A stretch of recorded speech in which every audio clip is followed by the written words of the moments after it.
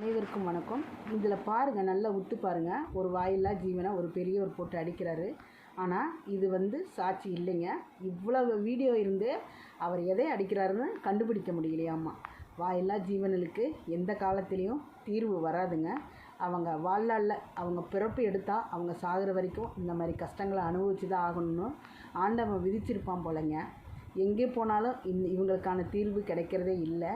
ஆனால் அந்த பொண்ணு காலையில் அழுது எஃப்ஐஆர் போடணும்னு சொல்லி நல்லிமாட்ட கம்ப்ளைண்ட் கொடுத்து கேஸ் ஃபைல் பண்ண சொல்லியிருக்குதுங்க. ஆனால் அந்த குழந்த காலையில் அடித்து மத்தியானம் வரைக்கும் துடிச்சு தான் இறந்துருக்கு. அந்த குழந்த என்ன சொல்கிறது, காசு இருந்தால் போதுங்க, எதையோ சாதிக்கலாங்கிறதுக்கு இது ஒரு சாட்சி தான்.